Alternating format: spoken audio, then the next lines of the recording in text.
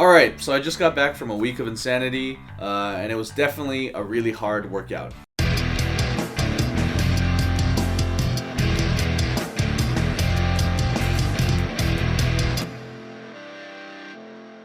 I felt like my body was going to get used to it after a couple days, but honestly the workout is different every time. I felt like it got harder because my body wasn't able to recover after each day. But I do also feel like my appetite increased. I have a higher metabolism now, and I do feel stronger, definitely in my arms. Didn't really get an arm workout during running, but Insanity definitely is a full body workout. So let's go check out my results.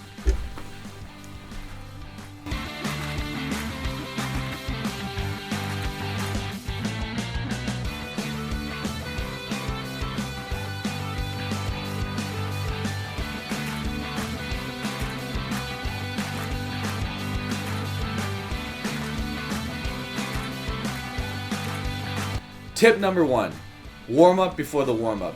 If you've ever done Insanity before, you know the warm up is the hardest part. It makes you not want to do it. It's a lot of like jumping jacks, and I feel like your body is being pushed to its limit in the very beginning. So it's a good idea to do a warm up on your own before starting the video.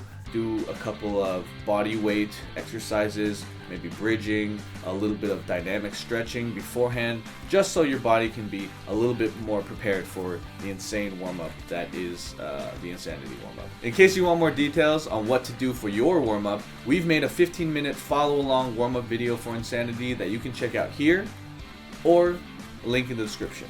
Tip number 2, pacing.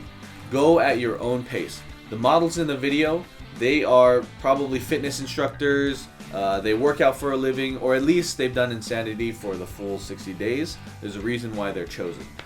So go at your own pace, find a pace that's appropriate for you. One way to do this, calculate your heart rate. Don't go over 80% of your max heart rate. How to calculate that is 220 minus your age, and then multiply that by 0.8. Another way to know pace is if you are compromising your form. Like Shanti says, don't compromise form for speed.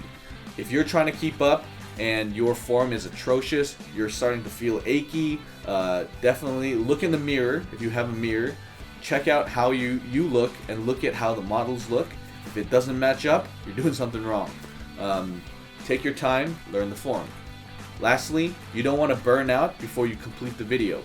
It's better to do a little bit of each exercise, taking little breaks in between, than not completing the video, not doing the cool down stretch. So, find a good pace for you, do the whole video, and check your heart rate. Tip number 3, modify the exercises. So do an easier version of the exercise so that you can work your way up to doing it in full form like Shanti does in the video. Don't get confused, bad form is not the same as modified form. So, if you try to have perfect form, but you're just unable to because of your limitations, that's okay. Nothing to be ashamed of. You're in your own home anyway. No one's watching you. So, do the exercise that's appropriate for you. Don't force yourself beyond your limit and get injured. Final tip, number 4. Never skip the warm-up, never skip the cool-down. Like Shanti says, this stretching is really important, so you should never skip it.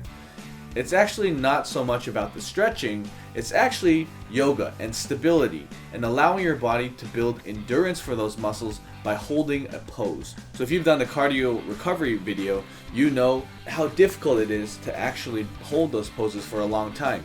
And you need that stability.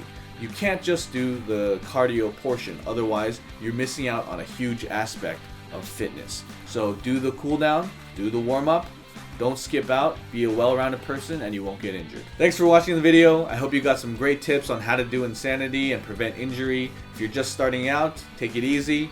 Make sure that you're doing it appropriately so you can finish out the whole 60 days. If you like this video, leave us a like below, subscribe, hit that bell, and in the comment section, let us know which Insanity exercise you find hardest. So this week, I'm going to be going to the gym and lifting, and specifically squatting. My goal is to make my squat deeper. It's something that I've always wanted to improve on, but never got a chance to, never got around to it. So follow along with me, tune in next week, and I'll give you advice on how to deepen your squat as well. We're here at Rehab and Revive Physical Therapy. I'm Dr. Luo, and we'll see you in the next video.